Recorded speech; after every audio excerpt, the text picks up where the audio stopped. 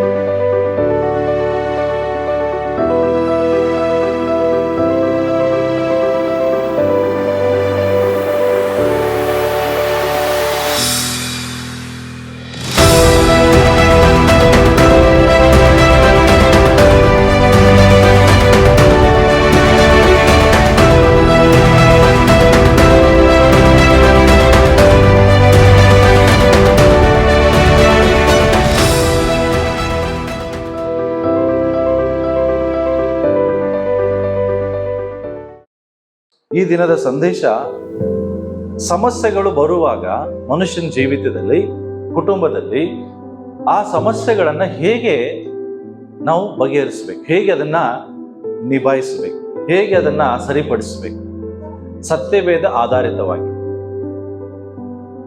Okay, ಅದರ ಬಗ್ಗೆ ನಾವು ಈಗ ನೋಡೋಣ. ಇಲ್ಲಿ how to deal with problems, ಸಮಸ್ಯೆಗಳನ್ನ ಹೇಗೆ ನಾವು ಎದುರಿಸಬೇಕು, ಹೇಗೆ ಅದನ್ನ ನಿಭಾಯಿಸಬೇಕು ಅನ್ನುವಂಥ ವಿಷಯವನ್ನ ನಾವು ನೋಡೋಣ. ಯಾಕೆಂದ್ರೆ ಪ್ರಿಯರೇ, ಪ್ರತಿಯೊಂದು ಕುಟುಂಬದಲ್ಲಿ ಸಮಸ್ಯೆಗಳಿದಾವೆ, ಪ್ರತಿಯೊಬ್ಬರ ಜೀವಿತದಲ್ಲಿ ಸಮಸ್ಯೆ ಇದೆ. ಇಲ್ಲಿ ಕೂತಂತ ಪ್ರತಿಯೊಬ್ಬ ವ್ಯಕ್ತಿ ಹೇಳ್ಬೋದಾ ನನ್ನ ಲೈಫಲ್ಲಿ ಸಮಸ್ಯೆ ಇಲ್ಲ ಅಂತ? ಹೇಳ್ಬೋದ್ರಿ? ಯಾರಿಗೆ ಹೇಳಕ್ಕಾಗಲ್ಲ. ಯಾಕೆ? ಪ್ರತಿಯೊಬ್ಬರ ಲೈಫಲ್ಲಿ ಒಂದಲ್ಲ ಒಂದು ರೀತಿಯಾದಂತ ಸಮಸ್ಯೆಗಳಿದಾವೆ. ಆದ್ರೆ ಆ ಸಮಸ್ಯೆಗಳನ್ನ ನಾವು ನಮ್ಮ ಮನಸ್ಸಿಗೆ ಬಂದ ಹಾಗೆ ಏನ್ ಮಾಡ್ತೇವೆ? ಆ ಸಮಸ್ಯೆಗಳನ್ನ ಪರಿಹಾರ ಮಾಡ್ಲಿಕ್ಕೆ ನೋಡ್ತೇವೆ. ಬೈಬಲ್ ಅಲ್ಲಿ ಒಂದು ಸಮಸ್ಯೆ ಬಂತು.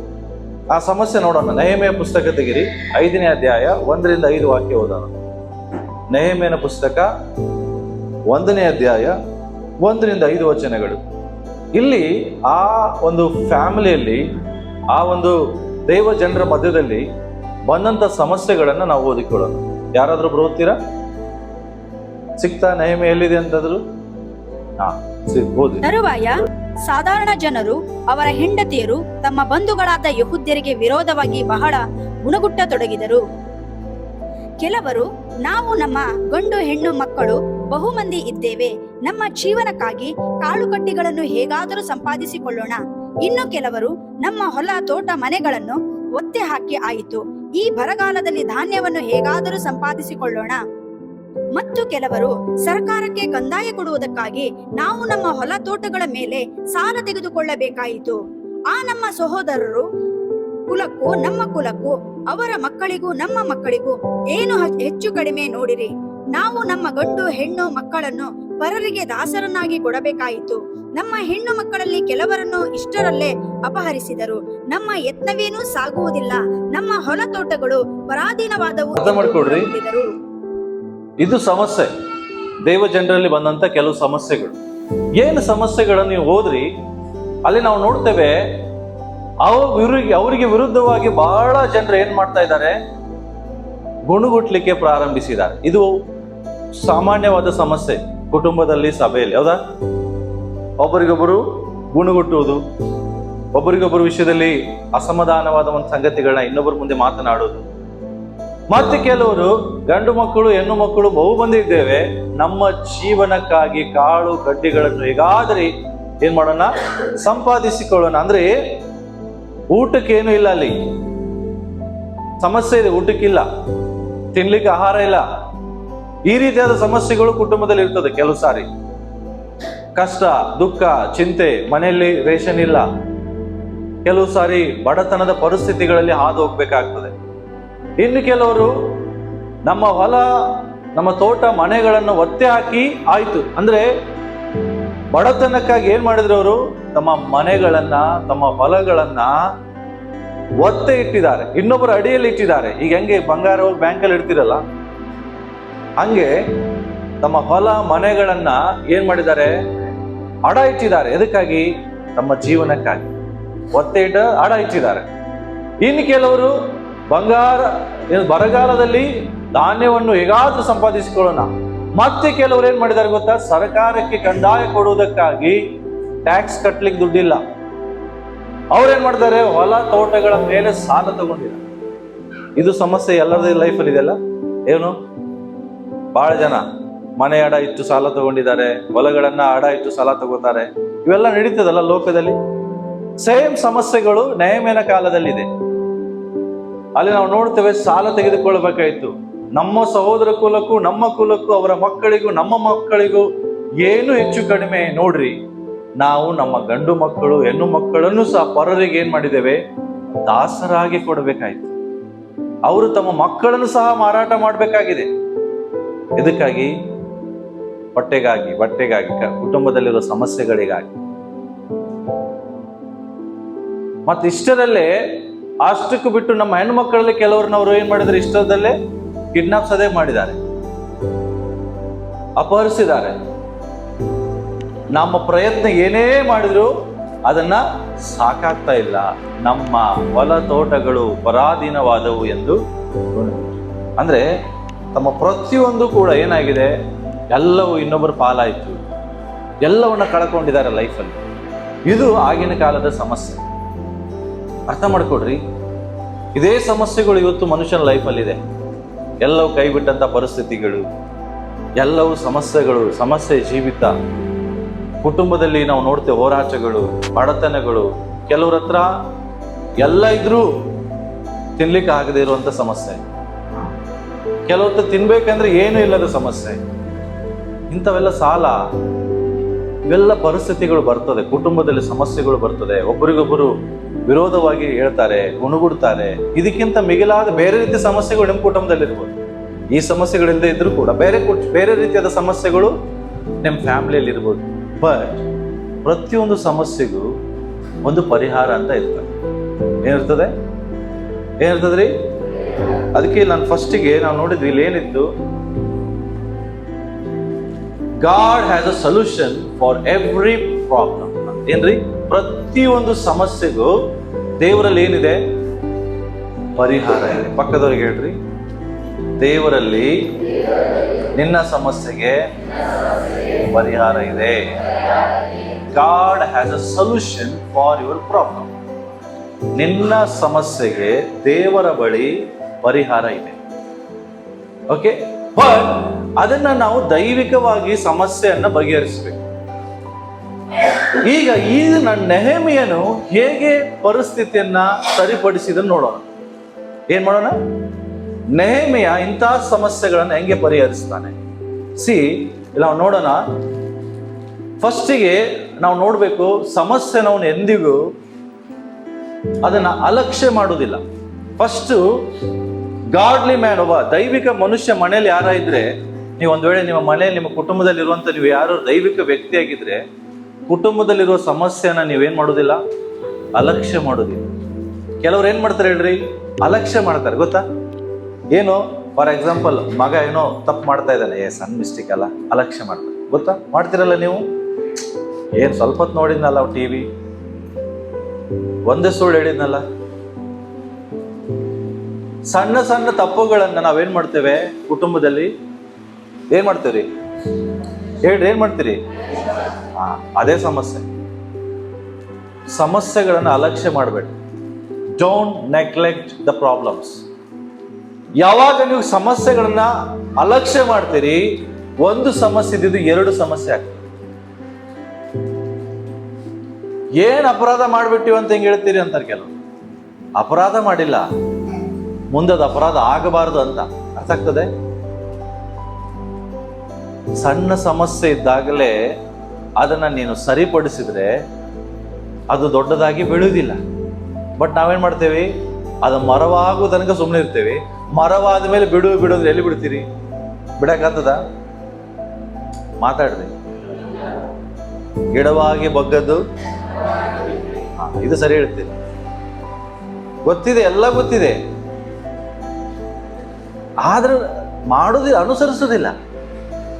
ಏನ್ ಸಣ್ಣ ಸಮಸ್ಯೆ ಅಲ್ಲ, ಏನಾಗ್ತದೆ? ಇಲ್ಲಿ ನೋಡ್ರಿ ಏನಾಗಿದೆ, ಆಹಾರ ಇಲ್ಲ, ಆಹಾರದ ಕೊರತೆ ಇದೆ ಇವ್ರ ಲೈಫಲ್ಲಿ. ಕಾಳುಗಳಿಲ್ಲ, ಮನೆಯಲ್ಲಿ ಅಕ್ಕಿ ಇಲ್ಲ, ಗೋಧಿ ಇಲ್ಲ, ಹಿಟ್ಟಿಲ್ಲ, ಎಣ್ಣೆ ಇಲ್ಲ, ಸಮಸ್ಯೆ. ಅದಕ್ಕಾಗಿ ತಮ್ಮ ಹೊಲಗಳನ್ನು ಅವರು ದೇವರ ಸೆಲ್ಲಿಂಗ್ ದೇರ್ ಪ್ರಾಪರ್ಟೀಸ್, ತಮ್ಮ ಆಸ್ತಿ ಅಂತಸ್ತುಗಳನ್ನು ಅವರು ಮಾಡ್ತಾ ಇದ್ದಾರೆ. ಮತ್ತೆ ನಾವು ನೋಡ್ತೇವೆ ದೇವರ ಬೋರೋಯಿಂಗ್ ಮನಿ, ಏನ್ ಮಾಡ್ತಾ ಇದಾರೆ? ಹಣವನ್ನ ಸಾಲ ಪಡ್ಕೊಳ್ತಾ ಇದ್ದಾರೆ ಇನ್ನೊಬ್ಬರ ಕಡೆ. ಅಷ್ಟೇ ಮಾಡ್ತಾ ಇಲ್ಲ, ಇವರು ಸಾಲ ಪಡ್ಕೊಂಡಿದ್ದಕ್ಕೆ ಅವರು 100ರಷ್ಟು ಬಡ್ಡಿ ಹಾಕ್ತಾ ಇದ್ದಾರೆ. ಅಲ್ಲಿ ಚಕ್ರ ಬಡ್ಡಿಗೆ ಸಾಲ ತಗೋತಾ ಇದ್ದಾರೆ. ಇವೆಲ್ಲ ನಮ್ಮ ಸಭೆಯಲ್ಲಿ ನಡೀತಾ ಇದೆ ಅಲ್ಲ. ಒಂದು ಸಾಲ ತೀರ್ಸಕ್ಕೆ ಇನ್ನೊಂದು ಸಾಲ, ಅದು ತೀರ್ಸಕ್ಕೆ ಇನ್ನೊಂದು ಸಾಲ. ನೆಕ್ಸ್ಟ್ ನಾವು ನೋಡ್ತೇವೆ, ಅಷ್ಟೇ ಅಲ್ಲ, ಅವರ ಹೆಣ್ಣು ಮಕ್ಕಳನ್ನ ಸಹ ಅವ್ರು ಏನ್ ಮಾಡ್ಬೇಕಾಗಿದೆ? ಇನ್ನೊಬ್ಬರ ಕಡೆ ಅಡ ಇಡಬೇಕಾಗಿದೆ, ಮಾರಾಟ ಮಾಡಬೇಕಾಗಿದೆ. ಇಂತಹ ಪರಿಸ್ಥಿತಿಗಳಲ್ಲಿದ್ದಾಗ ಇದು ನೆಹೆಮೀಯನದು ಯಾವಾಗ ಗೊತ್ತಾಯಿತು, ಅಲ್ಲಿ ನಾವು ನೋಡ್ತೇವೆ ನೆಹೆಮೀಯನು ಅಲ್ಲಿಗೆ ಅವನು ಸುಮ್ಮನಿರ್ಲಿಲ್ಲ. ಯಾಕೆ ಗೊತ್ತಾ? ಅವನು ಅದನ್ನ ನಿರಾಕರಿಸ್ತಾ ಇಲ್ಲ. ಇಂಗ್ಲಿಷಲ್ಲಿ ಬಹಳ ಚೆನ್ನಾಗಿದೆ, when I heard this I became very angry. ಅವನು ಹೇಳ್ತಾನೆ, ನನಗೆ ಭಯಂಕರವಾದ ಕೋಪ ಬಂತ. ಹಲೋ, ಫಸ್ಟಿಗೆ ಏನ್ ಮಾಡಬಾರ್ದಂತೆ? ಸಮಸ್ಯೆಯನ್ನ ಏನ್ ಮಾಡಬಾರ್ದು? Yes, don't neglect the problems. ಸಮಸ್ಯೆ ಸಣ್ಣದಾಗಿರ್ಲಿ ದೊಡ್ಡದಾಗಿರ್ಲಿ ಅದನ್ನ ಗಂಭೀರವಾಗಿ ತಗೊಳ್ರಿ.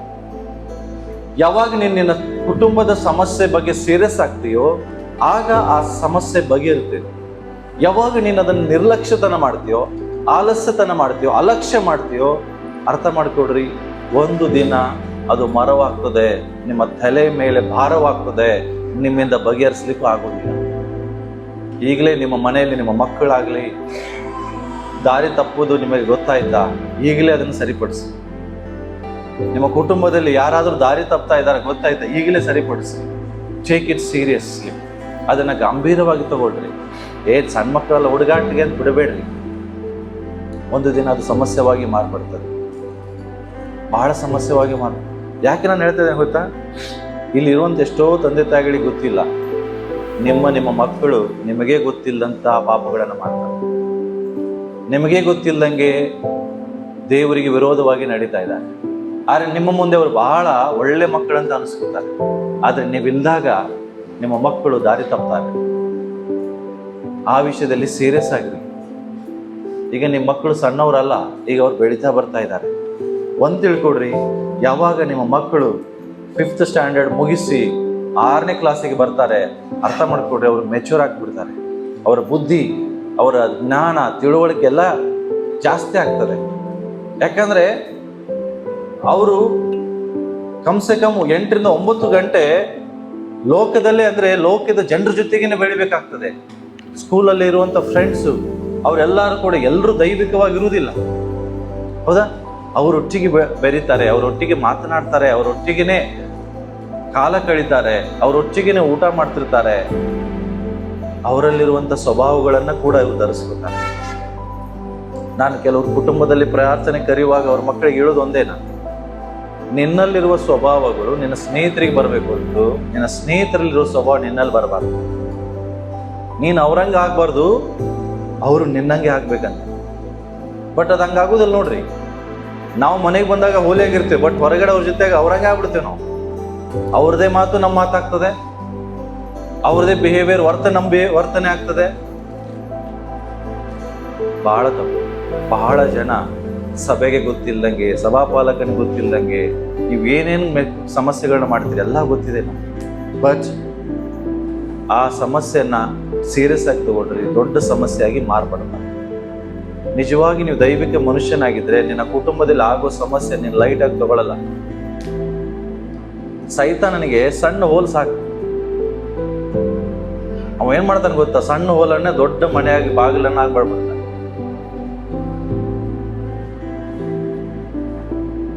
ಅರ್ಥ ಮಾಡ್ಕೊಡು. ಚಿಕ್ಕ ಚಿಕ್ಕ ರಂಧ್ರ ಸಾಕ್ರಿ ಅವನು, ಸಣ್ಣ ಹೋಲ್ ಸಾಕು, ಅದನ್ನು ದೊಡ್ಡದಾಗಿ ಮಾರ್ಪಡಿಸಿ. ಇಲಿ ನಮ್ಮ ಮನೆ RCC ಇದ್ರೂ ಕೂಡ ಆ ಒಂದು ಕೇಬಲ್ ಮೂಲಕ ಇಲಿ ಬರ್ತಿತ್ತು ಮನೆಗೆ. ಆ ಡಿಶ್ ವೈರ್ ಹಾಕಿದ್ರು, ಅದರಿಂದ ವೆಂಟಿಲೇಟರ್ ಒಳಗಡೆಯಿಂದ ಬರುವುದು. ಅದು ನಮಗೆ ಗೊತ್ತಾಯ್ತು. ಅದು ಗೊತ್ತಾದಾಗ ನಾವೇನ್ ಮಾಡಿದ್ವಿ, ಅದನ್ನ ಬಂದ್ ಮಾಡಿದ್ವಿ. ಯಾವುದು ಬರುವಂತ ಜಾಗ. ಅದು ಬಂದ್ ಮಾಡಿದ ಮೇಲೆ ಅದು ಏನ್ ಮಾಡ್ತದೆ, ಒಳಗಡೆಯಿಂದ ಸ್ಟೆಪ್ ಇಂದ ಹಾಸಿ ಡೋರ್ ಅನ್ನ ಹೋಲ್ ಮಾಡಕ್ ಸ್ಟಾರ್ಟ್ ಮಾಡ್ತದೆ. ಯಾವುದು ಇಂಥ ಡೋರ್. ಬೆಳಗ್ಗೆದ್ದು ನೋಡ್ತೀವಿ ಸಣ್ಣದಾಗಿದೆ, ಸ್ಟ್ರೈಟ್ ಇದೆ, ರೌಂಡ್ ಆಗಿದೆ ಹಿಂಗೆ. ಯಾಕೆ? ಅದಕ್ಕೆಲ್ಲದು ಸ್ವಲ್ಪ ಗ್ಯಾಪ್ ಸಿಕ್ಕರೆ ಸಾಕು, ಅದನ್ನ ಏನ್ ಮಾಡ್ತದೆ, ಅದು ಕಚ್ಚಿ ಕಚ್ಚಿ ಕಚ್ಚಿ ದೊಡ್ಡದು ಮಾಡಿ ಮತ್ತೆ ಒಳಗೆ ಬರುತ್ತೆ. ಒಂದು ಇಲಿಗೆ ಇಷ್ಟು ಶಕ್ತಿ ಇದೆ ಅಂದ್ರೆ ಸೈತಾನ ಹೆಂಗಿರ್ಬೋದು ಅರ್ಥ ಮಾಡ್ತಾರೆ. ನಿನ್ನಲ್ಲಿ ಸಣ್ಣ ಹೋಲ್ ಸಾಕು ಅವನಿಗೆ. ಏನಿಲ್ಲ ಸಣ್ಣ ಹೋಲು, ನಿನ್ನ ಬಲಹೀನತೆ. ಅದು ಏನು ಮಾಡ್ತದೆ, ಅದನ್ನೇ ಅವನು ದೊಡ್ಡದಾಗಿ ಮಾಡ್ತಾನೆ. ಅದಕ್ಕಾಗಿ ಸಮಸ್ಯೆಗಳಿರುವಾಗ ನಿಮ್ಮ ಲೈಫಲ್ಲಿ ಅದನ್ನೇನು ಮಾಡ್ರಿ, ಬಹಳ ಗಂಭೀರವಾಗಿ. ಸೊ ಈ ಸಮಸ್ಯೆನ ಕೇಳಿದ ತಕ್ಷಣ ನೇಮ್ ಏನು ಮಾಡ್ದೆ ಗೊತ್ತಾ? ಏನು ಮಾಡ್ದೆ ಓದ್ರಿ, 6ನೇ ವಚನ. ಅವರ ಬೊಬ್ಬೆಯ ಮಾತುಗಳನ್ನು ಕೇಳಿದಾಗ ನನಗೆ ಬಲು ಸಿಟ್ಟಾಯಿತು. ಏನಂತೆ? ಅಷ್ಟೇ ಕೋಪ ಮಾಡೋದು ತಪ್ಪಲ್ರಿ. ನಾನು ಹೇಳ್ತಾ ಇರೋ ಕೋಪ ಮಾಡಬಾರ್ದು. ಬಟ್ ಈ ಕೋಪ ಯಾವ್ದು ಗೊತ್ತಾ? ನೀತಿಯ ಕೋಪ. ಯಾವ್ದ್ರಿ ಇದು? ಅದಕ್ಕೆ ಹೇಳಿದ್ದೀನಿ, godly man must develop a righteous anger. ಅಂದ್ರೆ ಏನ್ ಗೊತ್ತಾ? ಎಲ್ಲಿ ತಪ್ಪು ಕಾಣ್ತದೆ, ಎಲ್ಲಿ ಪಾಪಗಳು ಕಾಣ್ತದೆ, ಆಗ ನೀನು ದೈವಿಕ ಕೋಪ ಉಳ್ಳವನಾಗಿರ್ಬೋದು, ಆಗ್ಬೇಕು. ಬೈಬಲ್ ಏನ್ ಹೇಳ್ತಾ ಗೊತ್ತಾ? ಕೋಪ ಮಾಡ್ಬೇಕಾದ್ರೂ ಪಾಪ ಮಾಡ್ಬೇಡ ಅಂತ. ಅಂದ್ರೆ ಕೋಪ ಎದ್ರ ವಿಷಯದಲ್ಲಿ ಮಾಡ್ಬೇಕು ನಾವು? ನೀತಿಯ ವಿಷಯದಲ್ಲಿ. ಅಂದ್ರೆ ನಿನ್ನಲ್ಲಿ ನೀತಿಯ ಕೋಪ ಇರ್ಬೇಕು. ಇಲ್ಲಿ ಅನ್ಯಾಯ ನಡೀತಾ ಇದೆ, ಅನ್ಯಾಯ ನೋಡಿ ಸಹಿಸ್ಕೊಳ್ಳಿಕ್ಕೆ ಆಗ್ತಾ ಇಲ್ಲ. ಅನ್ಯಾಯ ನಡೆಯುವಾಗ, ಮೋಸಗಳು ನಡೆಯುವಾಗ, ಪಾಪಗಳು ನಡೆಯುವಾಗ ನಿನ್ನಲ್ಲಿ ಬರುವಂತ ಕೋಪನೇ ಅದು ನೀತಿಯ ಕೋಪ. ಅರ್ಥ ಆಗ್ತದೆ ನಾನು ಹೇಳಿದ್ದು? ಏನ್ರಿ? ಅನ್ಯಾಯ ಬಂದು ನಿನ್ನ ಮುಂದೆ ನಡೀತಾ ಇದೆ, ಪಾಪ ನಿನ್ ಮುಂದೆ ನಡೀತಾ ಇದೆ, ಮೋಸ ನಿನ್ ಮುಂದೆ ನಡೀತಾ ಇದೆ. ಅದನ್ನ ನೋಡಿದ ಮೇಲೆ ನಿನಗೆ ಬರುವಂತ ಕೋಪನೇ ನೀತಿಯ ಕೋಪ. ಅಯ್ಯೋ ನನಗೆ ಅವ್ರು ಬೈದ್ರು, ನನಗೆ ಹೊಡೆದ್ರು, ಅದರಿಂದ ಬರುವಂತ ಕೋಪ ಅದು ನೀತಿಯ ಕೋಪ ಅಲ್ಲ, ಅನೀತಿಯ ಕೋಪ. ನಾನೊಬ್ರಿಗೆ ಹೇಳ್ತಾ ಇದ್ದೆ, ಎಲ್ಲಿ ಹೇಳ್ತಾ ಇದ್ದೆ, ನಾನು ಅವ್ರಿಗೆ ಹೇಳಿದೆ, ನೀವು ನನಗೆ ಹೊಡೀರಿ, ಬೇಕಾದ್ರೆ ಬಡೀರಿ, ನನ್ನ ಹಂಗೆ ಹರೀರಿ, ನಂಗೆ ಕೋಪ ಬರೋದಿಲ್ಲ. ನನ್ನ ಬಗ್ಗೆ ಹೇಳ್ತಾ ಇದ್ದೆ. ಆದ್ರೆ ಯಾರಾದ್ರೂ ಸಭೆಗೆ ವಿರೋಧವಾಗಿ ನಡೀತಾ ಇದ್ರೆ, ದೈವ ಜನರಿಗೆ ವಿರೋಧವಾಗಿ ನಡೀತಾ ಇದ್ರೆ, ಸಭೆಗೆ ಬರ್ತಾ ಇಲ್ಲ ನನ್ ಕೋಪ ಬರ್ತದೆ. ಬೇರೆ ಯಾವುದಕ್ಕೂ ನಾನು ಕೋಪ ಮಾಡೋದಿಲ್ಲ.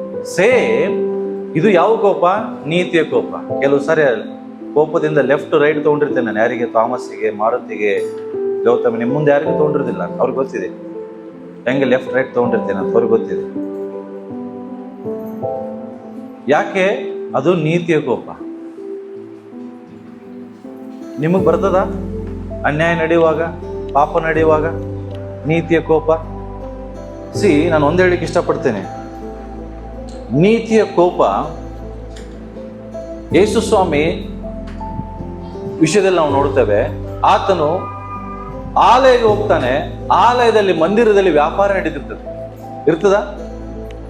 ದೇವರ ಆಲಯದಲ್ಲಿ ವ್ಯಾಪಾರ ನಡೀತಿರ್ತದೆ, ಪಾರಿವಾಳಗಳನ್ನು ಮಾರ್ತಿರ್ತಾರೆ, ಹಣಕಾಸಿನ ವ್ಯವಹಾರ ನಡೀತಿರ್ತದೆ, ಬಿಸ್ನೆಸ್ ಮಾಡ್ತಿರ್ತಾರೆ. ಅವಾಗ ಯೇಸು ಸ್ವಾಮಿ ಕೋಪ ಬಂತಿಲ್ರಿ. ಅದು ಯಾವ ಕೋಪ? ಯಾಕೆ? ಅಲ್ಲಿ ಹೇಳ್ತಾರೆ, ನನ್ನ ಆಲಯ ಪ್ರಾರ್ಥನಾಲಯ ಎನಿಸಿಕೊಳ್ತದೆ, ಆದ್ರೆ ನೀವು ಅದನ್ನ ಏನ್ ಮಾಡಿದಿರಿ? ಕಳ್ಳರ ಗವಿ ಮಾಡಿದಿರಿ ಅಂತ ಹೇಳಿ ಅಲ್ಲಿ ಯೇಸು ಸ್ವಾಮಿ ಕೋಪದಿಂದ ಎಲ್ಲವನ್ನ ಬಿಸಾಡುವುದನ್ನ ನಾವು ನೋಡ್ತೇವೆ. ಇದಕ್ಕೆ ನೀತಿಯ ಕೋಪ ಅಂತ ನಾನು ಹೇಳ್ತೇನೆ. ನೋಡ್ರಿ, ನಿನ್ನ ಮುಂದೆ ತಪ್ಪು ನಡೆಯುವಾಗ, ನಿನ್ನ ಕುಟುಂಬದಲ್ಲಿ ನಡೆಯುವಾಗ ನಿನಗೆ ಒಂದು ಕೋಪ ಇರಬೇಕು. ಯಾವ್ದಾದ್ರೆ ನೀತಿಯ ಕೋಪ. ಅದಕ್ಕೆ ಅವನು ಹೇಳ್ತಾನೆ, ನನಗೆ ಬಹು ಸಿಟ್ಟಾಯ್ತು. ಪಾಪ ಮಾಡ್ತಾ ಇದೆಯಾ, ಮಾಡ, ಏನಾಗೋದು, ಹಿಂಗಿರ್ಬೇಡ್ರಿ ಮನೆಯಲ್ಲಿ. ಅದನ್ನ ಬರುವಾಗ ಖಂಡಿಸ್ರಿ, ನಿಮ್ಮ ಕಣ್ಣಿಗೆ ಕಾಣುವಾಗ ಅದನ್ನ ಖಂಡಿಸ್ರಿ. ಯಾಕೆ ಗೊತ್ತಾ? ಅದು ನಿನ್ನ ಕುಟುಂಬವನ್ನ, ನಿನ್ನ ಸಭೆಯನ್ನ ಅದು ಹಾಳು ಮಾಡಕ್ಕೆ ಕೊಡುವುದಿಲ್ಲ. ನೀತಿಯ ಕೋಪ ನಮ್ಮೆಲ್ಲರಿಗೂ ಇರಬೇಕು. ಓಕೆ, ನೆಕ್ಸ್ಟ್ 7ನೇ ವಚನ ಓದ್ರಿ, 6-7. ನಾನು ತುಸು ಆಲೋಚಿಸಿಕೊಂಡು ಶ್ರೀಮಂತರಿಗೆ ಅಧಿಕಾರಿಗಳಿಗೂ ನೀವು ನಿಮ್ಮ ಸಹೋದರರಿಗೆ ಬಡ್ಡಿ ತೆಗೆದುಕೊಳ್ಳುತ್ತೀರೇನು. ಯಾವಾಗ ಅವನಿಗೆ ಕೋಪ ಬಂತು, ಕೋಪ ಬಂದಾಗ ಇನ್ನೊಂದು ಕೆಲಸನೂ ಮಾಡ್ದವನು. ಏನ್ ಮಾಡ್ದ ಗೊತ್ತು? 7ನೇ ವಚನ ಹೆಂಗ್ ಸ್ಟಾರ್ಟ್ ಆಗ್ತದೆ? ನಾನು ತುಸು ತುಸು ಆಲೋಚಿಸಿಕೊಂಡು ಅರ್ಥ ಏನ್ ಗೊತ್ತಾ? ಸ್ವಲ್ಪ ತಾಳ್ಮೆಯಿಂದ ಅವನೇನ್ ಮಾಡ್ದೆ? ಕೂತ್ಕೊಂಡು ವಿಚಾರ ಮಾಡ್ಲಿಕ್ಕೆ ಪ್ರಾರಂಭಿಸಿ. ನಾನು ಒಂದ್ ಹೇಳ್ತೇನೆ ನೋಡ್ರಿ, immediate action very injurious, very danger. Spot decision ತಗೋತಾರೆ ಗೊತ್ತವರು. ಏನಂತ ಅಂದ್ರೆ ಸಡನ್ ಆಗಿ ತೀರ್ಮಾನ ಮಾಡ್ಬಿಡ್ತಾರೆ. ಏನಂತ? ನೀ ಹಿಂಗ್ ಮಾಡಿದೆಲ್ಲ, ಹಂಗೆ ನಡಿ, ನೀನ್ ಮನೆ ಬಿಟ್ಟು ಹೋಗಿ, ಮನೆಗೆ ಇರಬೇಡಿ, ಇದ್ಯಾವುದು? ನಾನು ಬಿಟ್ಟು ಹೋಗು, ನಿನ್ ಜೊತೆಗೆ ನಾನು ಇರುವುದಿಲ್ಲ. ಇವೆಲ್ಲ ಏನಿದೆ? ತಾಳ್ಮೆನ ಕಳ್ಕೊಂಡು ಅಂತ ಅನೇಕ ಸರಿ ಕೋಪ ಬಂದಾಗ ಇದೆಯಲ್ಲ ನಾವು ಮಾತಾಡೋದು. ಏನು? ಹಾಳಾಗೋಗು, ಮನೆ ಬಿಟ್ಟು ಹೋಗು, ನನ್ ಮುಂದಿರ್ಬೇಡ ಹೇಳ್ತೀವಿಲ್ರಿ. ನೀ ಯಾರು ನಂಗೆ ಗೊತ್ತೇ ಇಲ್ಲ. ಹಲೋ, ನೀ ಏನ್ ಅರಿಕೆ ಮಾಡ್ತಾರೆ ನಿಮ್ಗೆ ಗೊತ್ತಿದೆಯಾ? ಇವತ್ತು ಕುಟುಂಬದಲ್ಲಿ ಸಮಸ್ಯೆಗಳು ಬರುವಾಗ ನಿಮ್ಮ ಮಾತು ಹೆಂಗಿರ್ತದೆ? ಆ ಕುಟುಂಬದಲ್ಲಿ ದೈವಿಕ ಕೋಪ ಇರಬೇಕು, ಬಟ್ ನಿಮ್ಮ ಬಗ್ಗೆ ನೀವು ಆಲೋಚಿಸ್ಬೇಕು, ಸ್ವಲ್ಪ ವೇಟ್ ಮಾಡ್ಬೇಕು, ತಾಳ್ಮೆ ತಗೊಳ್ಬೇಕು. ಅದಕ್ಕೆ ಎಲ್ಲ ಹೇಳ್ತಿದೆ, godly man must be patient and self control. ಕುಟುಂಬದಲ್ಲಾಗಲಿ ವೈಯಕ್ತಿಕಗಳ ಸಮಸ್ಯೆಗಳು ಬರುವಾಗ ಸಮಸ್ಯೆ ಯಾರಿಗೂ ಬರುದಿಲ್ರಿ, ಎಲ್ಲರಿಗೂ ಸಮಸ್ಯೆ ಬರ್ತದೆ. ನೀವು ಯಾಕೋಬನ ಪತ್ರಿಕೆ 1ನೇ ಅಧ್ಯಾಯ ಹೋಗಿ ಹೋದ್ರಿ, ಸಮಸ್ಯೆಗಳು ಎಲ್ಲರಿಗೂ ಬರ್ತದೆ. ಎದಕ್ಕೆ ಗೊತ್ತಾ? ನಿನ್ನ ನಂಬಿಕೆಯನ್ನು ಪರೀಕ್ಷೆ ಮಾಡುವುದಕ್ಕಾಗಿ, ನಿನಗೆ ತಾಳ್ಮೆನ ಉಂಟು ಮಾಡುವುದಕ್ಕಾಗಿ. ಸಮಸ್ಯೆಗಳು ಬಂದೇ ಬರ್ತದೆ. ಸಮಸ್ಯೆ ಬಂದಾಗ ನಾವೇನ್ ಮಾಡ್ತೇವೆ ಅಂದ್ರೆ ತಲೆ ಮೇಲೆ ಏನೋ ಬಿದ್ದಂಗೆ ಚಿಂತೆ ಮಾಡ್ತೇವೆ. ಸಮಸ್ಯೆ ಬಂದಾಗ ಚಿಂತೆ ಮಾಡಬೇಡ್ರಿ, ಪೇಷನ್ಸ್ ಆಗಿರ್ರಿ, ತಾಳ್ಮೆಯಿಂದ ಇರ್ರಿ, ಸೆಲ್ಫ್ ಕಂಟ್ರೋಲ್, ಸಾತ್ವಿಕತ್ವ ಇರಲಿ ನಿಮ್ಮ ಒಳಗಡೆ, ಸ್ವ ನಿಯಂತ್ರಣ ಇರಲಿ. ಅಂದ್ರೆ ಏನ್ ಗೊತ್ತಾ? ತಾಳ್ಮೆ ಕಳ್ಕೊಂಡಾಗ ಮನುಷ್ಯ ಏನ್ ಬೇಕಾದ್ರೂ ಮಾಡ್ಬಿಡ್ತಾನೆ. ತಪ್ಪಾದ ನಿರ್ಧಾರಗಳನ್ನು ತಗೋತಾನೆ, ತಪ್ಪಾದ ಅರಿಕೆಗಳನ್ನ ಮಾಡ್ತಾನೆ, ಹೌದಾ? ತಪ್ಪಾದ ಕಾರ್ಯಗಳನ್ನು ಮಾಡ್ಬಿಡ್ತಾನೆ. ಯಾವಾಗ? ಮನುಷ್ಯನಿಗೆ ಕೋಪಗಳು ಬಂದಾಗ, ಸಮಸ್ಯೆಗಳು ಬಂದಾಗ, ಚಿಂತೆಗೆ ಒಳಗಾದಾಗ. ಇವತ್ತು ಎಷ್ಟೋ ಫ್ಯಾಮಿಲಿಗಳು ಹಾಳಾಗಿದೆ. ಅದಕ್ಕೆ ಗೊತ್ತಾ? ಕುಟುಂಬದಲ್ಲಿ ಸಮಸ್ಯೆಗಳಿರ್ಲಿಕ್ಕೆ ಕಾರಣ ಏನ್ ಗೊತ್ತಾ? ತಾಳ್ಮೆ ಇಲ್ಲ. ಮನುಷ್ಯರಲ್ಲಿ ತಾಳ್ಮೆ ಇಲ್ಲ.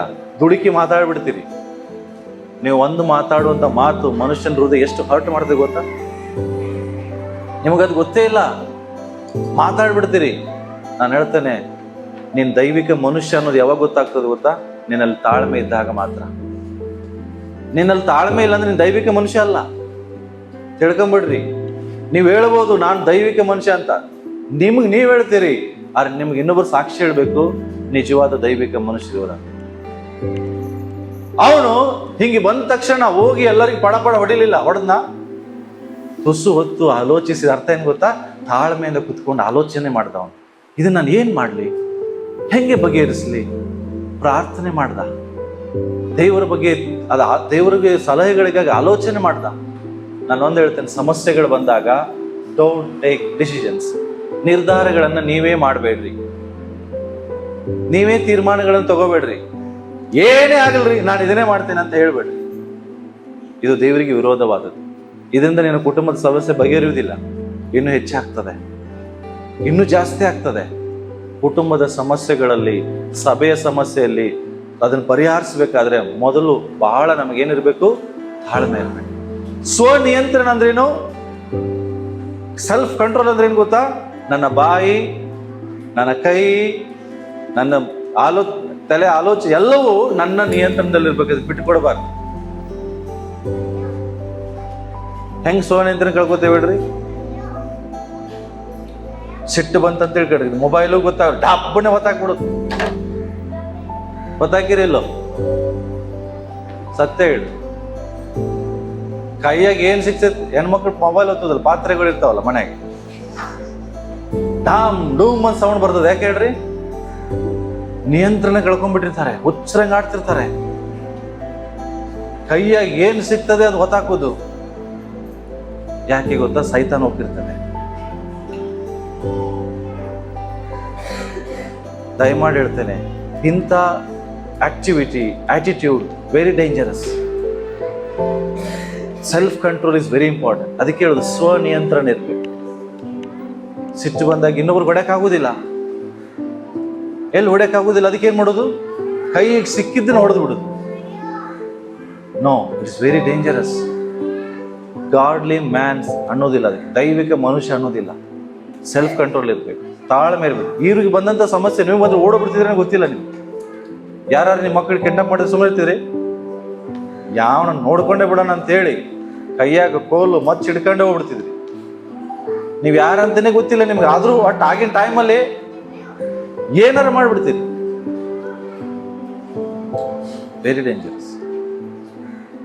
ನಿಮ್ಗೆ ಗೊತ್ತಾ, ನೀವು ನಿಮ್ಮ ಕೈಯಾಗ ಹೊಡಿಲ್ಲ ಅಂದ್ರು ನಿಮ್ಮ ಮಾತಿನಲ್ಲಿ ಹೊಡೆದು ಬಿಡ್ತೀರಿ. ಕೆಲವು ಸಾರಿ ಅಂದ್ರೆ ಭಯಂಕರ ಹರ್ಟ್ ಆಗುವಂತ ಮಾತು ಬೈದು ಬಿಡ್ತೀರಿ. It's very dangerous. ದೈವಿಕ ಮನುಷ್ಯನಿಗೆ ತಾಳ್ಮೆ ಬಹಳ ಇಂಪಾರ್ಟೆಂಟ್. ಅಷ್ಟೇ ಸ್ವನಿಯಂತ್ರಣ ಇರಬೇಕು. ಸ್ಪಾಟ್ ಡಿಸಿಷನ್ ತಗೋಬೇಡಿ ಇವತ್ತಿಂದ. ಹೇಳ್ರಿ, ಪಕ್ಕದವ್ರಿಗೆ ಹೇಳ್ರಿ, ಏನು ಬೇಗ ನಿರ್ಧಾರವನ್ನ ಮಾಡಬೇಡ ಹೇಳ್ರಿ. ಸಡನ್ ಆದ ನಿರ್ಧಾರಗಳ ಮಾಡಿದ್ರೆ ಬಹಳ ಡೇಂಜರ್. ಓಕೆ, ತಾಳ್ಮೆ ಇರಬೇಕು. ನೆಕ್ಸ್ಟ್ ಅವನೇನ್ ಮಾಡ್ದ? ಈ ಪ್ರಾಬ್ಲಮ್ ಬಂತು, ಕೋಪ ಏನೋ ಬಂತು, ದೈವಿಕ ಕೋಪ ಬಂತು. ಅದು ಬಹು ತಾಳ್ಮೆಯಿಂದ ಆಲೋಚನೆ ಮಾಡ್ದ.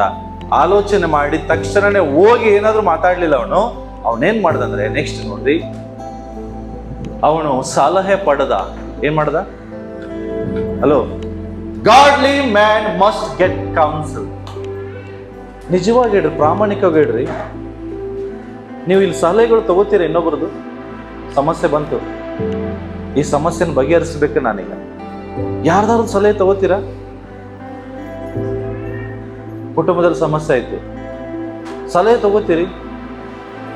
ನೀನು ವೈಯಕ್ತಿಕ ಆತ್ಮಿಕ ಜೀವಿತದಲ್ಲಿ ಸಮಸ್ಯೆ ಬಂತು,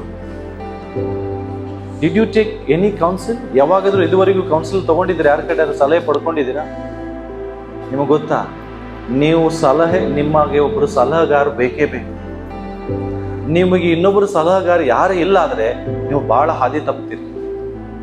ಬಹಳ ಜನರಿಗೆ ಅವ್ರಿಗೆ ಅವರೇ ಬಾಸ್, ಅವ್ರಿಗೆ ಅವರೇ ದೇವರಾಗ್ಬಿಟ್ಟಿದ್ದಾರೆ. ಯಾರ ಮಾತು ಕೇಳೋದಿಲ್ರಿ ಅವರು. ಯಾರು ಸಲಹೆ ಬೇಕಾಗಿಲ್ಲ ನನಗೆಲ್ಲ ಗೊತ್ತಿದೆ. ಹಲೋ, ಎಲ್ಲ ಗೊತ್ತಿದೆ ಅಂತ ಹೇಳಿದವ್ರೆ ದೊಡ್ಡ ಮೂರ್ಖರು, ಏನು ಗೊತ್ತಿರೋದಿಲ್ಲ. ನಿಮಗೆ ಗೊತ್ತಾ, ನಿಮಗೆ ಒಬ್ಬರ ಸಲಹೆಗಾರ ಇರ್ಬೇಕು. ನಾನು ಒಂದೇ ವಿಷಯ ಹೇಳ್ತೇನೆ ನೋಡ್ರಿ, ನಿಮಗೆ ಏನೇ ಸಮಸ್ಯೆ ಬಂತ ನಾನು ಹೇಳ್ತೇನೆ, 3 ವಿಷಯಗಳು ನಿಮ್ಗೆ ಸಲಹೆ ತಗೋಬೇಕು. ಒಂದು, ನಿಮ್ಮ ಆತ್ಮಿಕ ತಂದೆ ಅವ್ರ ಸಲಹೆ ತಗೊಳ್ಳಿ. ನಿಮಗೆ ಯಾರು ಅನಿಸ್ತದೆ ಇವ್ರು ನಿಜವಾದ ದೈವಿಕ ಮನುಷ್ಯ, ನನ್ನ ಆತ್ಮಿಕ ತಂದೆ ಆಗ್ಬೋದು, ಅಥವಾ ನನ್ನ ಮೆಂಟರ್ ಅಂದ್ರೆ ನಿಮಗೆ ಮಾರ್ಗದರ್ಶಿ ಮಾಡುವಂಥವು ಯಾರಾದ್ರೂ ನಿಮ್ಗೆ ಅನ್ಸಿರೋ ಅವ್ರ ಕಡೆ ಫಸ್ಟ್ ಸಲಹೆ ತಗೊಳ್ಳಿ. ಈ ತರ ಕುಟುಂಬದಲ್ಲಿ ಬಹಳ ಸಮಸ್ಯೆ ಇದೆ, ಏನ್ ಮಾಡ್ಬೇಕ್ರಿ? ಸಲಹೆ ತಗೊಳ್ಳಿ. ಸೆಕೆಂಡ್, ನೀನ್ ಮಾತಾಡ್ಕೊ. ಫಸ್ಟ್ ನೀನೇ ಫಸ್ಟ್ ತಿಳ್ಕೊ, ಆಲೋಚನೆ ಮಾಡು. ನಿನ್ ಜೊತೆಗೆ ನೀವು ಮಾತಾಡ್ಕೊ, ನಾನು ಮಾಡ್ತಾ ಇರೋ ಸರಿ ಇದೆಯಾ? ನನ್ನ ಕುಟುಂಬ ಸರಿಯಾದ ಮಾರ್ಗದಲ್ಲಿ ನಡೀತಾ ಇದೆಯಾ? ಹಾಗಾದ್ರೆ ನಾನು ಏನ್ ಮಾಡ್ಲಿ? ಯಾರ ಬಳಿಗೆ ಹೋಗ್ಲಿ? ಅಷ್ಟೇ ಅಲ್ಲ, ಎಲ್ಲಕ್ಕಿಂತ ಹೆಚ್ಚಾಗಿ first and for the most, take counsel from the holy spirit. ಪರಿಶುದ್ಧಾತ್ಮನಿಂದ ಸಲಹೆ ತಗೊಳ್ರಿ. ಅವ್ರು ತುಂಬಾ ನಿಮಗೆ ಸಹಾಯ ಮಾಡ್ತಾರೆ. ಅದ್ರ ಅರ್ಥ ಯಾವಾಗ ಗೊತ್ತಾ? ದೇವರ ಸಮ್ಮುಖದಲ್ಲಿ ಕೂತ್ಕೊಂಡು ಕೌನ್ಸಿಲಿಂಗ್ ಮಾಡ್ಕೊಳ್ಳೋದು ದೇವರಿಂದ.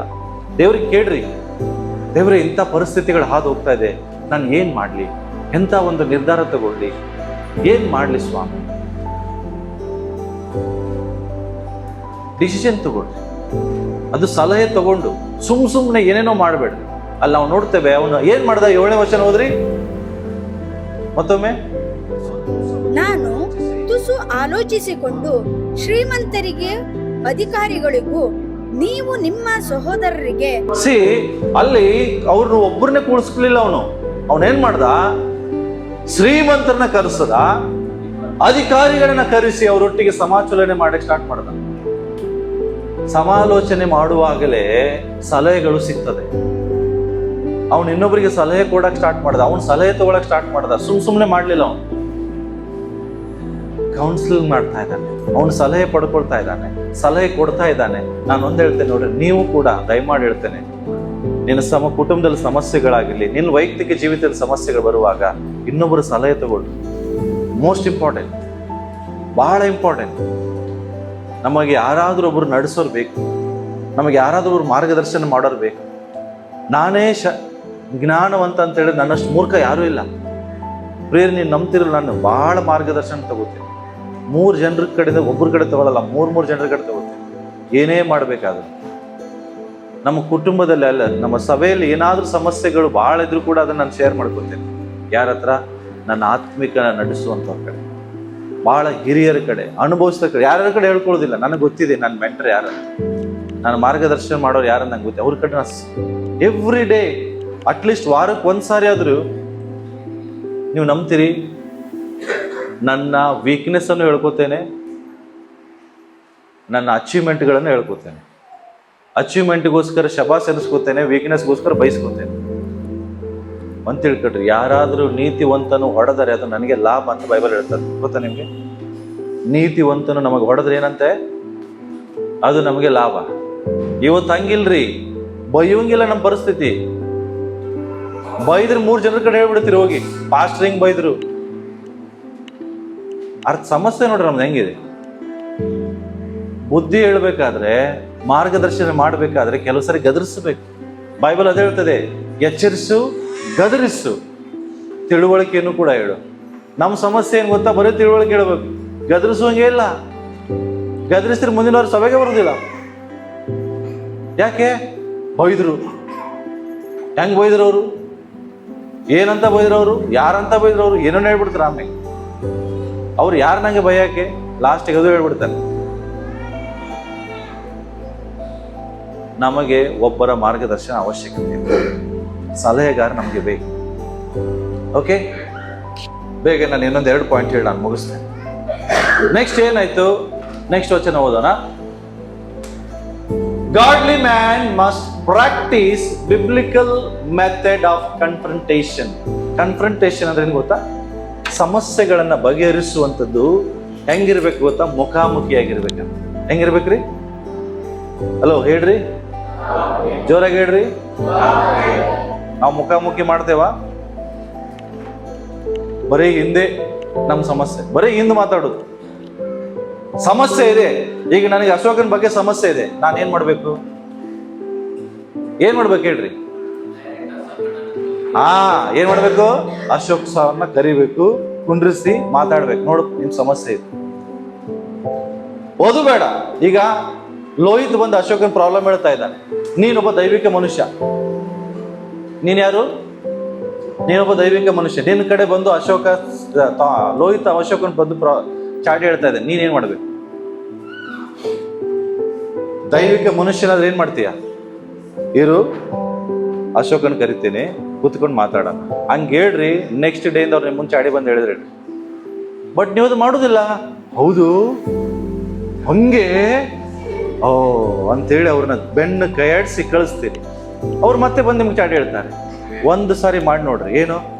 ಹೌದಾ, ಕರೆಸ್ತೀನಿ, ಮಾತಾಡೋಣ, ಮುಂದೆ ಕೂತ್ಕೊಂಡು ಮಾತಾಡೋಣ. 1 ದಿವಸ ಆದ್ರೂ ಮಾಡ್ರಿ, ನಿಜವಾಗಿ ದೈವಿಕ ಮನುಷ್ಯರಾಗ್ತೀರಿ. ಅವ್ನು ಸುಮ್ಮನೆ ಮಾಡ್ಲಿಲ್ರಿ. ಅಲ್ಲಿ ಇವ್ರು ಬಂದು ಹೇಳಿದ್ರು, ಅಯ್ಯೋ ನಮ್ಮ ಹೆಣ್ಮಕ್ಳು ಹೋದ್ರು, ನಾವು ಸಾಲ ಆಯ್ತು. ಹೌದಾ ಅನ್ಲಿಲ್ಲ ಅವನು. ಯಾರು ನಿಮ್ಗೆ ಮೋಸ ಮಾಡಿದ್ದಾರೆ? ಕರ್ಸ್. ಯಾರು ನಿಮಗೆ ಬಡ್ಡಿ ತಗೋತಾ ಇದ್ರೆ ಕರ್ಸ್. ಅವನೇನ್ ಮಾಡ್ದ? ಅರಸರನ್ನ, ಅಧಿಕಾರಿಗಳನ್ನ ಕರೆಸಿದ, ಮುಖಾಮುಖಿಯಾಗಿ ಕನ್ಫ್ರಂಟೇಷನ್ ಮಾಡ್ತಾನೆ. ಇದು ದೈವಿಕ ಮನುಷ್ಯನ ಲಕ್ಷಣ. ನಮ್ದು ಹಂಗಿಲ್ರಿ ಸಮಸ್ಯೆ.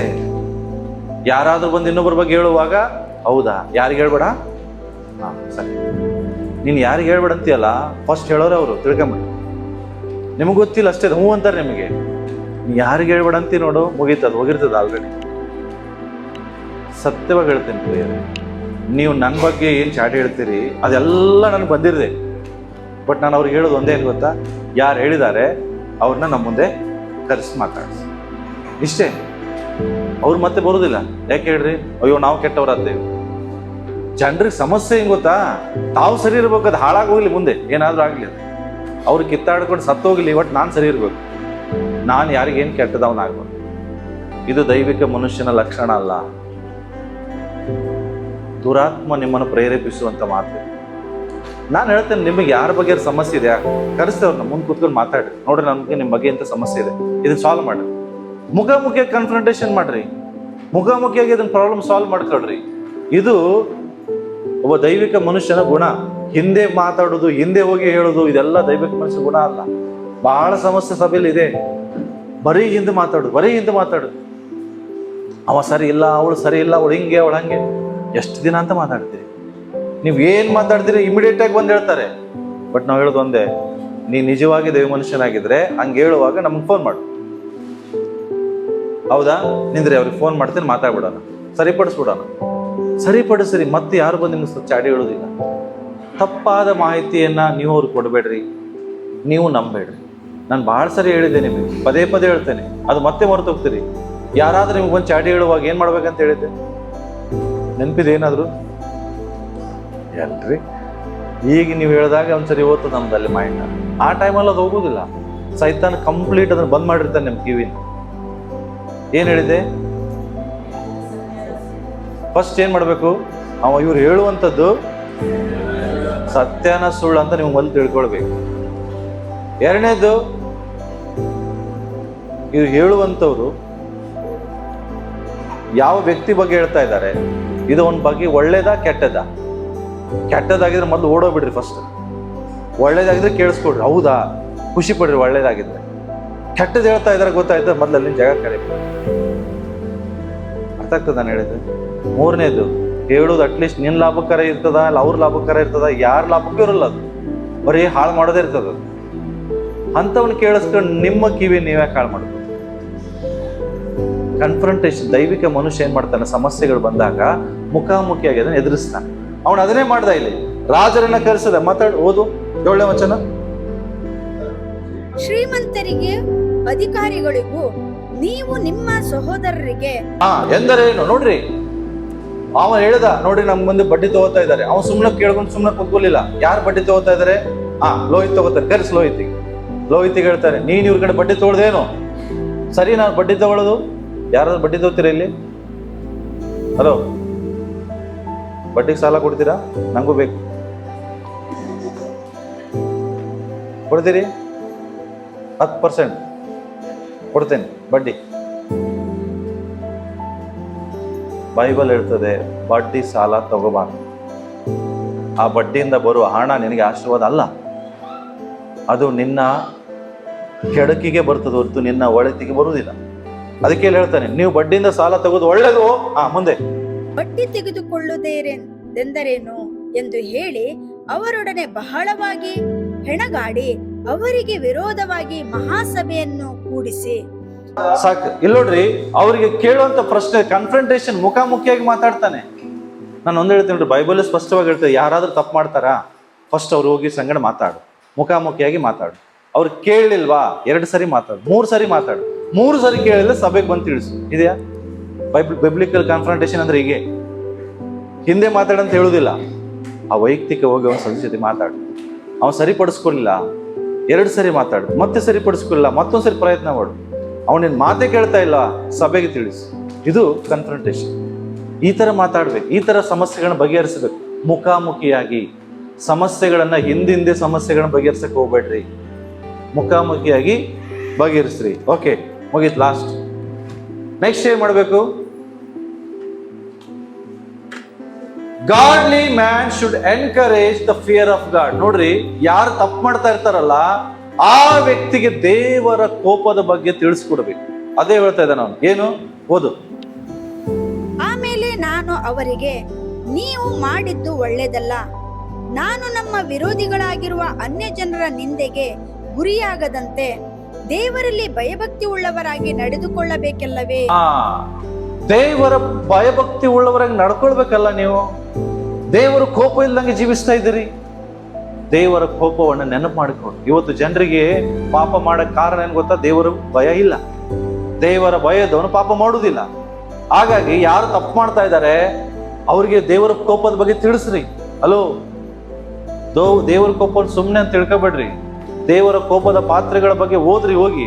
ಎಂತೆಂಥ ಕೋಪದ ಪಾತ್ರೆಗಳಿದಾವೆ ದೇವರದು. ಸುಮ್ಮನೆ ದೇವರ ಪ್ರೀತಿಯನ್ನ ಮಿಸ್ಯೂಸ್ ಮಾಡ್ಕೋಬೇಡ್ರಿ, ಲೈಸೆನ್ಸ್ ಆಗಿ ತಗೋಬೇಡ್ರಿ. ಯಾರಾದ್ರೂ ಪಾಪ ಮಾಡ್ತಾ ಇದ್ರೆ ನಿಮ್ಗೆ ಕಂಡು ಬಂತ ದೇವರ ಕೋಪದ ಬಗ್ಗೆ ಅವ್ರಿಗೆ ತಿಳಿಸ್ರಿ. ನೀನು ಒಂದು ವೇಳೆ ಅವ್ರು ಪಾಪ ಮಾಡಿದ ಗೊತ್ತಾಗಿಯೂ ಅವ್ರಿಗೆ ದೇವರ ಬಗ್ಗೆ ಕೋಪದ ಬಗ್ಗೆ ತಿಳಿಸ್ಲಿಲ್ಲ ಅಂದ್ರೆ ಆ ಪಾಪದಲ್ಲಿ ನೀನು ಪಾಲುಗಾರ, ಆ ಸಮಸ್ಯೆಯಲ್ಲಿ ನೀನು ಪಾಲುಗಾರನು. ಆ ಪ್ರಾಬ್ಲಮ್ಸ್ಗಳು ಬರುವಾಗ ಯಾರು ಪ್ರಾಬ್ಲಮ್ ಕ್ರಿಯೇಟ್ ಮಾಡ್ತಾ ಇದ್ದಾರೆ ಅವರಿಗೆ ದೇವ್ರ ಭಯ ಹೇಳ್ರಿ. ಯಾರಾದ್ರೂ ಬಂದು ಚಾಡಿ ಹೇಳ್ತಾ ಇದಾರೆ ದೇವ್ರ ಭಯ ತಿಳಿಸ್ರಿ. ಒಬ್ಬರ ಬಗ್ಗೆ ಗುಣಗುಡ್ತಾ ಇದಾರೆ ದೇವ್ರ ಭಯ ಬಗ್ಗೆ ತಿಳಿಸ್ರಿ. ಒಬ್ಬರು ಮನೆ ಹಾಳು ಮಾಡೋ ಕೆಲಸ ಮಾಡ್ತಾ ಇದಾರೆ ದೇವ್ರ ಬಗ್ಗೆ ತಿಳಿಸ್ರಿ. ಒಡ ಹುಟ್ಟಿದವರಲ್ಲಿ ಬಿರುಕನ್ನು ಹುಟ್ಟಿಸ್ತಾ ಇದಾರೆ ದೇವರ ಭಯವನ್ನ ತಿಳಿಸ್ರಿ. ಇವನು ಅದನ್ನೇ ಮಾಡ್ದ, ದೇವರ ಭಯದ ಬಗ್ಗೆ ಮಾತಾಡ್ದ.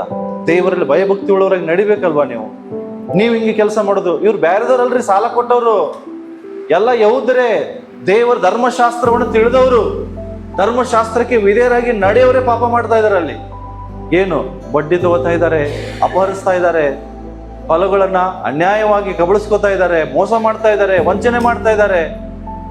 ಇದನ್ನ ನೋಡಿ ಅವನಿಗೆ ಸುಮ್ಮನೆ ಇರ್ಲಿಲ್ಲ. ದೇವ ಜನರೆನಿಸಿಕೊಂಡವ್ರು ಇಂಥವ್ರು ಮಾಡ್ತಾರಂತ ಕೋಪಗೊಂಡು ಸಲಹೆಗಳನ್ನ ಪಡ್ಕೊಂಡ. ಆಮ್ಯಾಗೆ ಮುಖಾಮುಖಿಯಾಗಿ ಹೋಗಿ ಕನ್ಫ್ರಂಟೇಷನ್ ಮಾಡ್ದ. ಈಗ ಏನ್ ಮಾಡ್ತಾ ಇದ್ದಾನೆ? 9ನೇ ವಚನದಲ್ಲಿ ಏನ್ ಮಾಡ್ತಾ ಇದ್ದಾನೆ?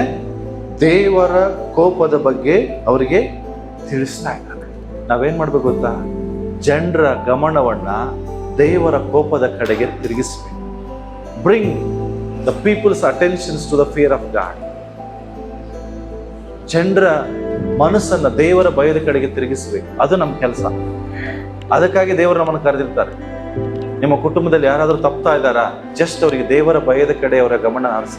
ಹೌದು, ನಾನು ಎಂತ ತಪ್ಪು ಮಾಡ್ತಾ ಇದ್ದೇನೆ, ದೇವರ ಭಯಕ್ಕೆ ಒಳಗಾಗ್ತಾ ಇದ್ದೇನೆ, ದೇವರ ಭಯಕ್ಕೆ ನಾನು ಪಾತ್ರನಾಗ್ತಾ ಇದ್ದೇನೆ ತಿಳಿಸ್ರಿ. ದೇವರ ಭಯವನ್ನು ಅಲಕ್ಷ್ಯ ಮಾಡಬೇಕು. ದೇವರ ಕೋಪದ ಬಗ್ಗೆ ಸಂದೇಶ ಹೇಳಿದ್ರೆ ನಡುಕ ಉಂಟಾಗ್ತದೆ. ಒಬ್ಬೊಬ್ರಿಗೆ ಗೊತ್ತಾ? ನಡುಕ ಉಂಟಾಗ್ಬೇಕು ಅಂತದಿದೆ ದೇವರ ಭಯ. ಜನರಿಗೆ ದೇವರ ಭಯನೇ ಇಲ್ಲ, ಎಲ್ಲ ಇದೆ, ದೇವರ ಭಯ ಕಳ್ಕೊಂಡಿದ್ದಾನೆ. ಅದಕ್ಕೆ ಭಕ್ತಿ ಇದ್ರೆ ಸಾಲದು, ಆ ಭಕ್ತಿಗೆ ಭಯ ಇರಬೇಕು. ನಮ್ಗೆ ಹೆಂಗಿದೆ? ಒಳ್ಳೆ ಭಕ್ತಿ ಇದೆ, ಅದಕ್ಕೆ ನಾವು ನೋಡ್ತೇವೆ ಚಂದಾಗಿ ರೆಡಿಯಾಗಿ ಬರ್ತೀರಿ, ಕೈಯಾಗಿ ಬೈಬಲ್ ಹಿಡ್ಕೊಂಡ್ ಬರ್ತೀರಿ, ಕಾಣಿಕೆಗಳನ್ನ ಹಾಕ್ತೀರಿ, ಆರಾಧನೆಗಳನ್ನ ಮಾಡ್ತೀರಿ, ಹೌದಾ? ಕರ್ತನ ಮೇಜಿನ ಕೈ ಹಾಕ್ತೀರಿ, ಎಲ್ಲ ಭಕ್ತಿ. ಬಟ್ ಇದಕ್ಕೆ ಬೇಕಾಗಿದ್ದೇನು? Fear of God. Without fear, the devotion which you are showing is waste. You must have the fear of God. ದೇವರ ಭಯ ನಿಂಗೆ ಇರಲೇಬೇಕು. If you are committing any sin, just remember the fear of God. ಯಾವಾಗಾದ್ರೂ ತಪ್ಪು ಮಾಡುವಾಗ ದೇವರ ಭಯವನ್ನು ನೆನೆಸ್ಕೊಡ್ರಿ. ಓ, ನಾನು ಮಾಡ್ತಾ ಇರೋದು ಸರಿಯಲ್ಲ, okay? Then next, godly man must set an example. ಏನ್ ಹೇಳ್ರಿ? ದೈವಿಕ ಮನುಷ್ಯನು ಏನಾಗ್ಬೇಕು? ಮಾದರಿ. 10ನೇ ವಚನದಲ್ಲಿ ಏನಾಯ್ತು ಗೊತ್ತಾ? ನಾವು ನನ್ನ ಸಹೋದರರು ಸೇವಕರು ಸಹ ಅವರಿಗೆ ಹಣವನ್ನು ಧಾನ್ಯವನ್ನು ಬಡ್ಡಿಗೆ ಕೊಟ್ಟಿದ್ದೇವೆ. ಸೆಟ್ ಅನ್ ಎಕ್ಸಾಂಪಲ್ ಅಂದ್ರೆ ಏನ್ ಗೊತ್ತಾ? ಮಾಡೋ, ಕೊಡೋ ಅಲ್ಲ, ಫಸ್ಟ್ ಮಾಡಿ ತೋರಿಸು. ಅರ್ಥ ಆಗ್ತದೆ?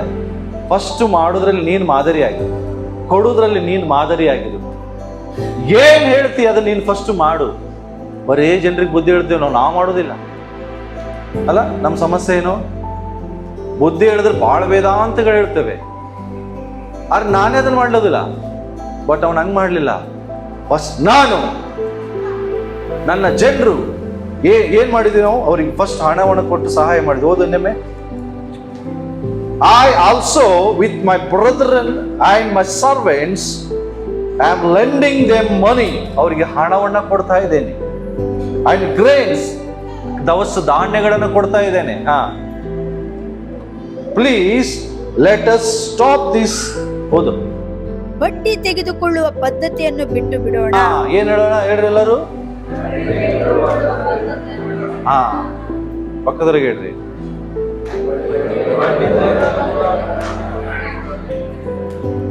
ಸಾಲ ಕೊಡ್ತಾ ಇದ್ದೀರಾ, ಫ್ರೀ ಆಗಿ ಕೊಡ್ರಿ. ಫ್ರೀ ಅಂದ್ರೆ ಏನು? ಬಡ್ಡಿ ಇಲ್ದಂಗೆ ಕೊಡ್ರಿ. ಅವ್ರಿಗೆ ಹೇಳ್ರಿ, ವಾಪಸ್ ಕೊಡು, ಬಡ್ಡಿ ಕೊಡಬೇಡ.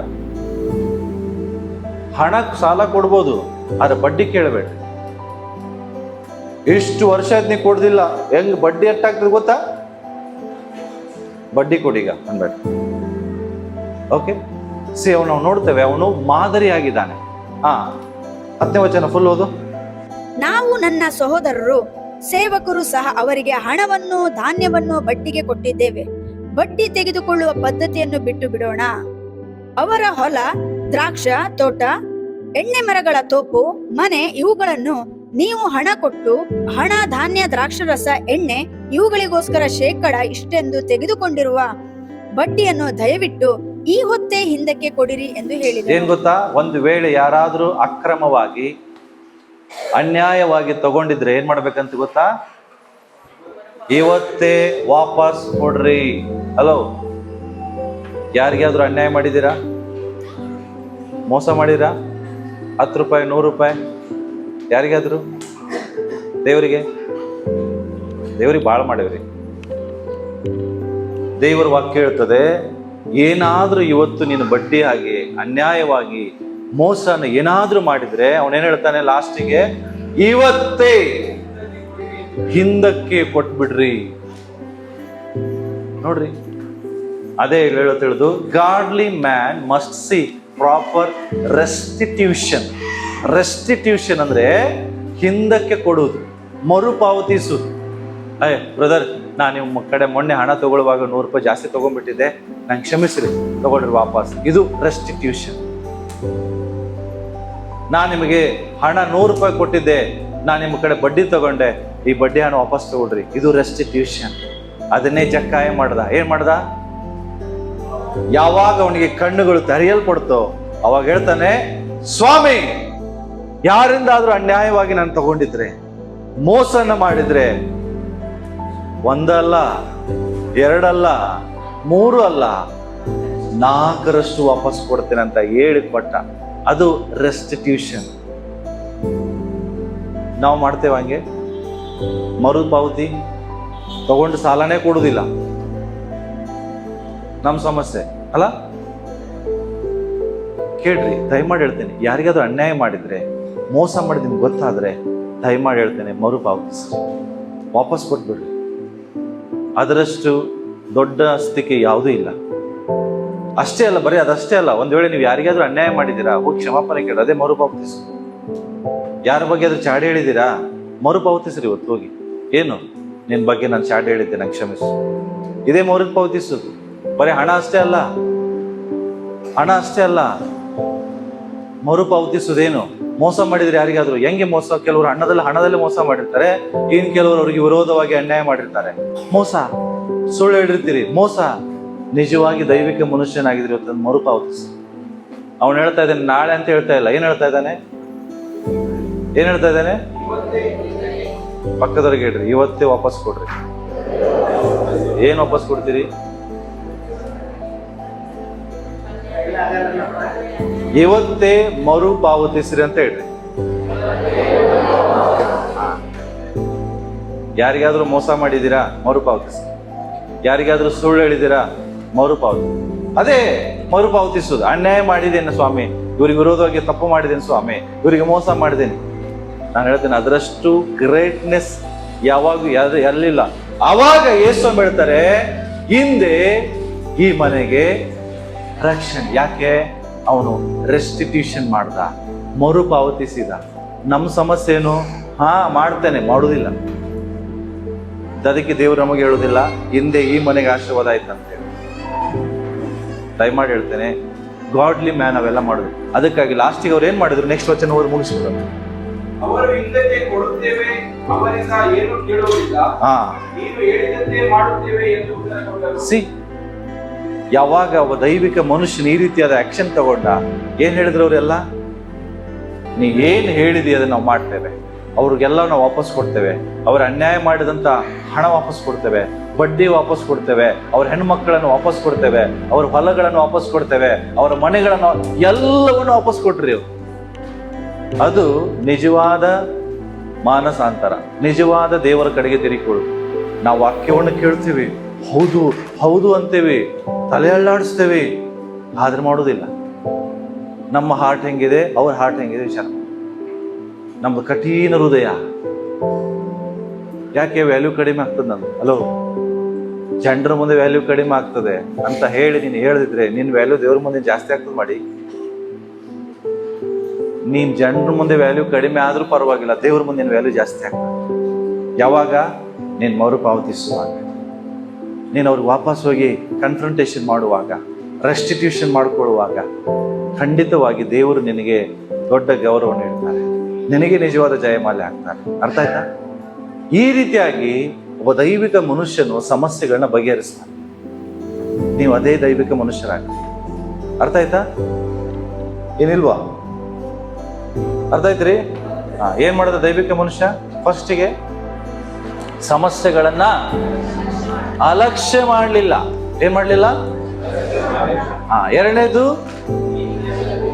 ಸಮಸ್ಯೆಗಳು ಬರುವಾಗ, ಯಾರಾದ್ರೂ ತಪ್ಪುಗಳು ಮಾಡುವಾಗ ಅವನಲ್ಲಿ ದೈವಿಕ ಕೋಪ ಬಂತು. ಅದು ನಮ್ಗಿರ್ಬೇಕು. ದೈವಿಕ ಕೋಪ ಇದ್ರೆ ಏನಾಗುತ್ತೆ, ಸಮಸ್ಯೆಗಳನ್ನ ಬಗೆಹರಿಸುವಂತ ಒಂದು ಪ್ರಯತ್ನ ಪಡ್ತೀರಿ. ಸಣ್ಣ ಪಾಪ ನಡೀತದೆ ಅಂತ ಬಿಟ್ರೆ ಹೋಯ್ತು. ನೆಕ್ಸ್ಟ್ ಏನ್ ಮಾಡಿದ್ರು? ಅಷ್ಟೇ ಆಗ್ಲಿಲ್ಲ, ಸಮಸ್ಯೆಗಳು ಬಂದಾಗ ಸಡನ್ ಆಗಿ ಉದ್ವೇಗಗೊಳ್ಳುವುದಿಲ್ಲ, ಧಡಲ್ಲ ಅಂತ ಮೊಬೈಲ್ ಹೊಡೆಯೋದಿಲ್ಲ, ಧಡಲ್ಲ ಅಂತ ಪಾತ್ರೆ ಎಸೆಯೋದಿಲ್ಲ. ಏನ್ ಮಾಡ್ತಾರೆ? ಸೆಲ್ಫ್ ಕಂಟ್ರೋಲ್, ತಾಳ್ಮೆ ಇರ್ತಾರೆ. ನೆಕ್ಸ್ಟ್, ಏನೇ ಪ್ರಾಬ್ಲಮ್ ಬರಲಿ, ಕುಟುಂಬದಲ್ಲಿ ಬಂದ ಒಬ್ಬ ಆತ್ಮಿಕ ತಂದೆ ಅಥವಾ ನಿಮ್ಮ ಮಾರ್ಗದರ್ಶಕರು ಯಾರಿದ್ದಾರೆ ಅವ್ರ ಕಡೆ ಸಲಹೆಗಳು ಪಡ್ಕೊಳ್ರಿ. ನೋಡ್ರಿ, ಈ ತರ ಸಮಸ್ಯೆ ನಡೀತಾ ಇದೆ, ಏನ್ ಮಾಡೋಣ? ಸಲಹೆ ಪಡ್ಕೊಳ್ರಿ.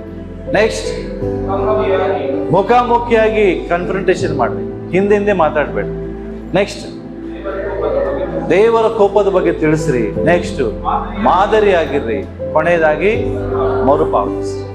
ಇದು ಸಮಸ್ಯೆಗಳನ್ನ ಬಗೆಹರಿಸುವಂತ ವಿಧಾನ. ಇದೇ ಬೈಬಲ್ ಪ್ರಕಾರ ಹೇಳಿದೆ ನಾನು. ಬೈಬಲ್ ಅಲ್ಲಿ ನೆಹೆಮೀಯನು ಏನ್ ಮಾಡ್ದ ಅಂತ ನಿಮಗೆ ಹೇಳಿದೆ. ಇವತ್ತು ನೀವು ಅದನ್ನೇ ಮಾಡಿ. ಓಕೆ, ಇದನ್ನ ಪ್ರಾರ್ಥನೆ ಮಾಡೋಣ.